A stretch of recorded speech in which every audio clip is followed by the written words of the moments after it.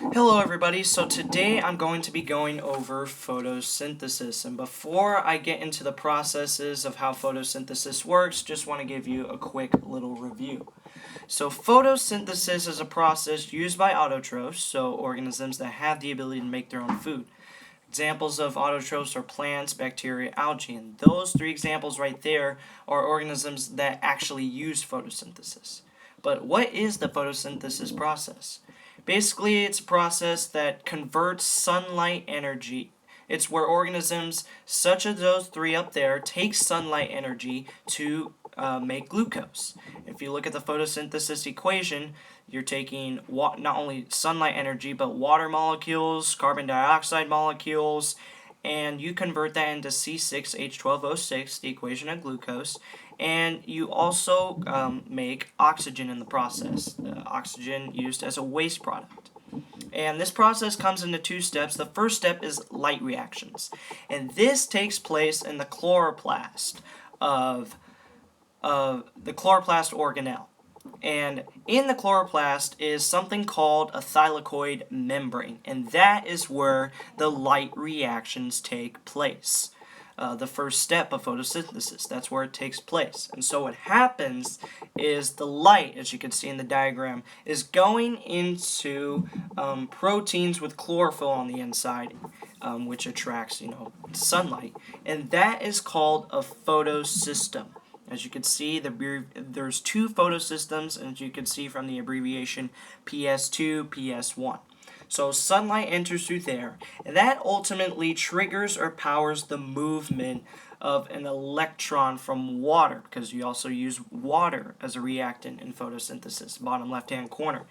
And the electron of water moves through the electron transport chain, the blue dotted line, and it goes through some stuff and gets converted into energy, NADP, NADPH. That is the product of light reaction. That's one of the products, NADH and NADPH. And the water right there, because it loses an electron or it gets oxidized, it splits and creates oxygen, which then gets diffused and is in the air that we breathe. It's the waste product. It's one of the products of photosynthesis right there. And as you can see, all these H plus molecules right there, those are called hydrogen ions, and those get pumped out because of the result of the electron moving through the electron transport chain. And those don't have anywhere to go except through the ATP synthase, which is on the very right. And those get converted into energy, ADP, ATP. And ultimately, all those energies you see in the top right-hand corner of this diagram, NADP, NADPH, ADP, ATP, all of that are the products of this first step, the light reactions process, because of the hydrogen ions and the oxidation of water. That electron that moves through that electron transport chain goes through a couple of things and ultimately turns into NADH and energy. And that energy gets used in the Calvin cycle. There are three phases to the Calvin cycle. You have carbon fixation, reduction, and regeneration. The first step, the first phase of the Calvin cycle is carbon fixation, and that is when the carbon dioxide molecule, as you can see in the diagram, binds with an RUBP molecule, and that makes a 6-carbon compound that soon splits into 2 molecules of a 3-carbon compound, also known as 3-PGA. This is caused by rubisco, as you can see in the diagram right there. And then next we go into reduction, and that is when that energy, ATP and NADHP, starts to get used. That's used to convert the 3-PGA, which was made in phase 1, into G3P. And they do this by NADPH donating electrons to reduce to a 3-carbon intermediate to make that G3P. And that G3P is important for the last step because some of the G3P gets used to make that glucose, that food, that fuel for that organism. And some of that G3P gets used to continue the Calvin cycle, or the cycle that's going on. So that's just a quick overview of what photosynthesis is and what the steps are. Hope you guys found this helpful, and see ya.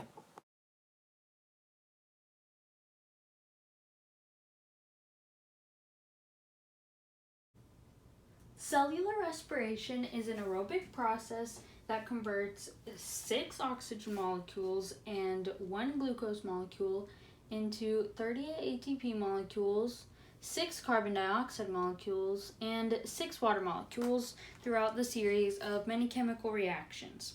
Together, this creates the equation for cellular respiration. To understand cellular respiration, a good understanding of the mitochondrion structure is important.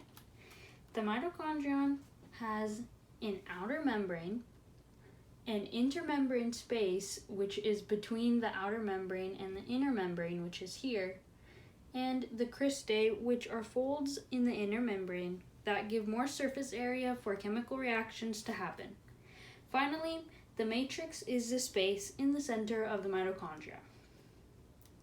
Where does cellular respiration happen?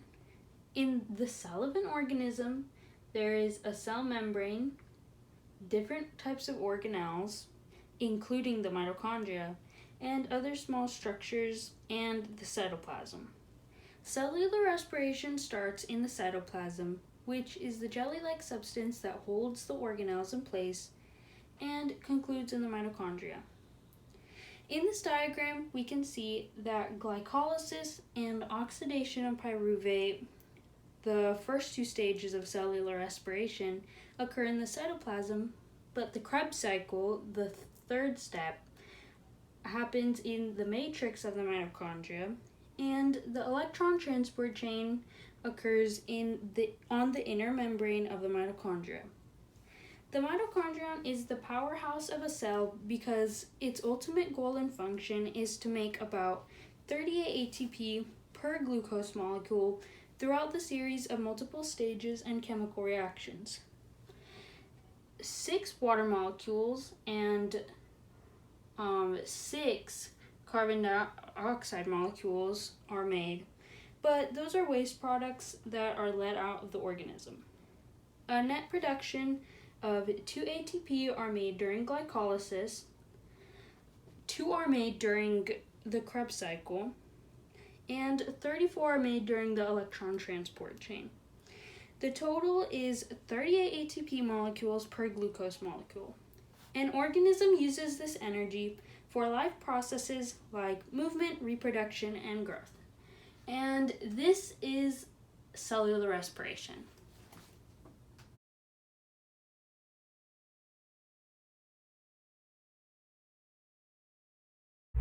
So right now we're looking at the associated photosynthesis or cellular respiration in light and dark reactions. And we're going to start with the light reactions first. This is specifically light dependent because, well, the sunlight is only included in this part along with the H2O, and this part in the chloroplast is what creates the oxygen. But this specifically light reactions is what makes the ATP along with NADPH to go into the dark reactions portion, and the dark reactions portion doesn't need the sunlight because it uses the products of the light reaction specifically. Now the products are made just to give the CO2 an extra boost with electrons to make the end result sugar. Everything in the light reactions is happening in the thylakoid membrane, and everything in the dark reactions is happening in the stroma. So to put everything together, the light reaction specifically happens in photosynthesis, and the dark reactions is what happens with cellular respiration.